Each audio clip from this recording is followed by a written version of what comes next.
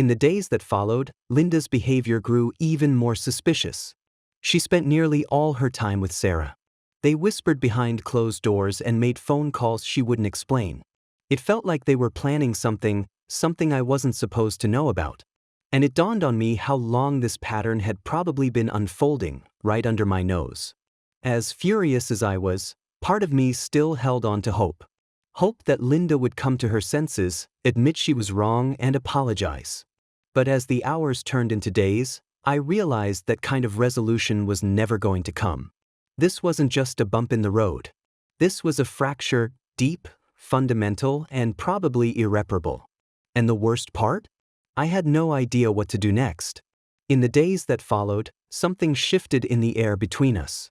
Linda was quieter than usual, but it wasn't the silence of reflection or remorse. It was calculated. She moved like someone waiting for the right moment to make her next move. She started spending even more time with Sarah.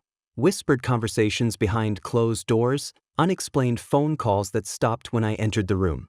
I felt like I was living with a stranger. There was a part of her life I was no longer invited into, if I'd ever been invited at all. I wanted to believe she'd eventually come to her senses, that she'd see how wrong this all was. But deep down I knew this wasn't something a simple apology could fix. The betrayal was too deep, the damage too real. Then, one night, she said she was going out to meet a friend for coffee. I didn't believe her. Not after weeks of unexplained visits that always seemed to lead to Sarah's place. Not after the forged will. I waited a few minutes after she pulled out of the driveway, then grabbed my keys and followed. Sure enough, her car led me straight to Sarah's apartment. I parked a few blocks away and waited. An hour passed. Then I saw her. She stepped out, holding a stack of papers in her arms. I couldn't see exactly what they were, but in my gut, I already knew. The next morning, I didn't wait. I needed answers. As soon as Linda walked into the kitchen, I asked her flat out, "What were you doing at Sarah's place last night?" She froze, mid-step, coffee mug halfway to her lips. "What do you mean?" she asked, pretending not to understand. "Don't play dumb," I said calmly. "You told me you were meeting a friend, but I saw you. You walked out of Sarah's apartment carrying documents. Care to explain?"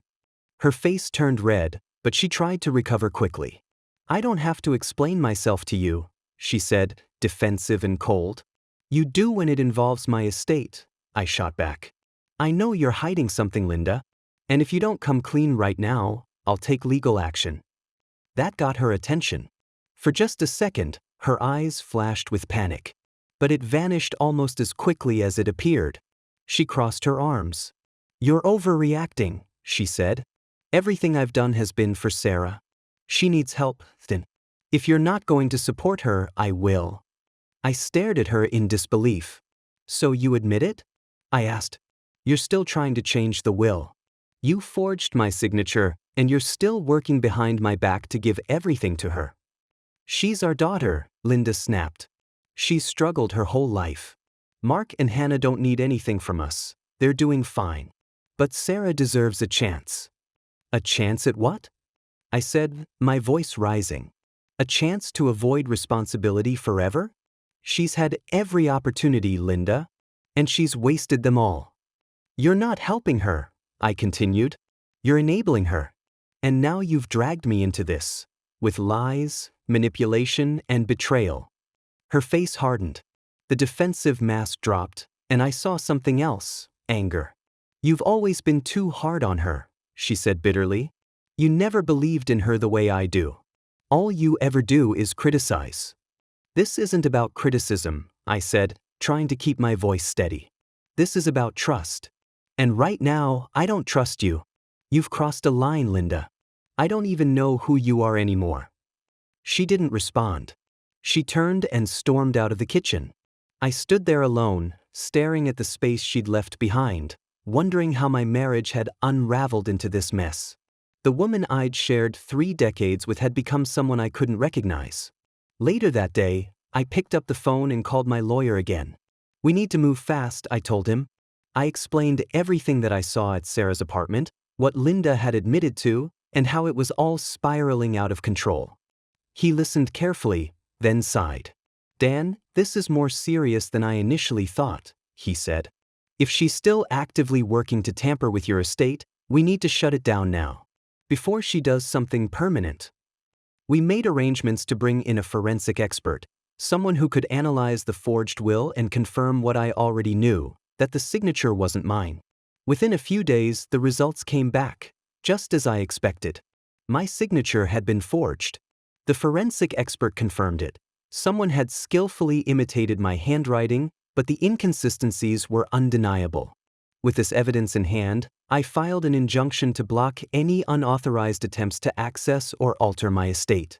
My lawyer also worked swiftly to tighten protections around my accounts, property, and legal documentation. But while I was securing everything on paper, Linda's behavior was unraveling in real life. She stopped speaking to me unless it was through sarcasm or cold indifference. She spent most of her days out of the house, and when she was home, she was glued to her phone texting with an intensity that made it obvious something was going on. She didn't even bother to hide it anymore. I had no doubt she was still scheming with Sarah. I just didn't know what their next move would be. Then one evening, I heard her on the phone in the living room. She was pacing back and forth, unaware I was standing just around the corner. "He's on to me," she whispered harshly. "I don't know what else to do. If we don't act fast, it's all going to Mark and Hannah. Sarah won't get a dime." I stood frozen. The sting in her words cut deeper than I thought possible. This wasn't just about helping Sarah. Linda was plotting, conspiring to shut our other children out entirely. Mark and Hannah had never done anything to deserve this. They'd built lives of their own, never once asking for handouts. And yet here was their own mother, willing to erase them for the sake of one child who refused to grow up. That night, I took extra precautions. I locked away every important document in a reinforced safe and changed the combination. I installed security cameras around the house. I even began documenting everything, every suspicious move, every lie, every moment of deceit. I hated that it had come to this, but I couldn't afford to be naive anymore. This wasn't just about Sarah's entitlement. It was about Linda's complete betrayal, not just of me, but of our family. And deep down, I knew the worst was still ahead. 14-16, but I was done playing defense. I was going to fight. The realization that my wife and daughter were working against me, actively plotting, left me hollow. This wasn't a misunderstanding or a moment of desperation. It was calculated, cold, and intentional. Over the next few days, I reviewed every detail of my estate. Every file, every account, every clause. My lawyer had been a steady presence through it all. He assured me that the evidence of forgery, combined with the legal protections we'd already set in motion, would be enough to protect my estate. But his warning was clear. "Dan, if they've already gone this far, they won't give up quietly. Be ready for a storm." He was right. At home, the atmosphere had turned toxic. Linda barely looked at me. When she did, it was only to throw another passive-aggressive jab. Sarah, meanwhile, had fully embraced the victim role. I'd overhear fragments of their conversations, whispers like, "He's turning on us," and "Don't worry, we'll figure something out." It took everything in me not to lash out. But I held back. Because at this point, I wasn't fighting for revenge. I was fighting to protect what was rightfully mine, and what was meant for all of our children, not just the one who refused to take responsibility. The breaking point came a few days later. Linda must have sensed the walls closing in. She became oddly curious, asking casual questions about my schedule, my whereabouts, or where I kept certain files. More than once, I caught her in my study, rifling through drawers. Each time, she'd laugh it off. I was just looking for a pen. But I wasn't laughing. I knew exactly what she was doing. That's when I made my decision. It was time to bring Mark and Hannah into this. I hated the idea of involving them. I hated dragging them into the mess their mother had created. But they deserved the truth. They needed to understand what was happening before it blindsided them completely. So I called a family meeting. "Your mother has been tampering with my will," I said, watching their faces carefully. "She forged my signature on a fake document that would give nearly everything to Sarah. I've taken steps to stop it, but I thought you should know what's going on." Hannah's eyes went wide with disbelief. She did what? She asked, barely able to get the words out. Why would she do that? Because she thinks Sarah deserves more than you too, I said bluntly. She's convinced herself that Sarah is entitled to everything, even if it means cutting you out completely. Mark leaned back in his chair, arms crossed, his expression tight with frustration. I knew Mom favored Sarah, he said. But this is something else. I'm not telling you this to turn you against her, I added, trying to stay composed. I just want you to be aware. If she tries to manipulate you or drag you into something, I need you both to be prepared. Hannah was clearly shaken, but she nodded slowly. Thanks for telling us, Dad. I can't believe she'd actually do this. But we're with you. Mark reached across the table and placed a hand on my shoulder. You did the right thing. If Mom's willing to go this far, who knows what else she's planning? Their support was a relief, but it also drove home the reality of just how far things had fallen.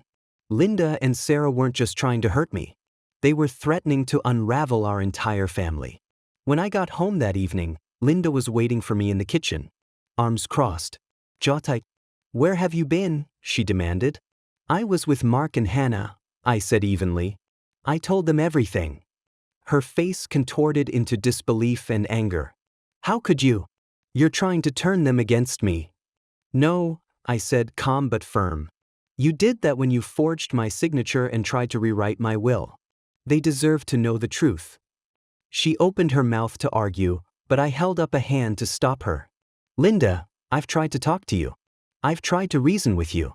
But you've made it clear, you're not interested in fixing anything. You're only interested in protecting Sarah, no matter what it costs the rest of us. Her face flushed red. For a second, I thought maybe she'd apologize. Maybe she'd finally see reason. Instead, she crossed her arms and said coldly, If you won't help her, I will. Someone has to look out for her. I shook my head, the last shred of hope I'd been clinging to finally crumbling. This isn't about Sarah anymore, I said quietly. This is about trust, Linda. And you've destroyed it. That night, I made the hardest decision of my life.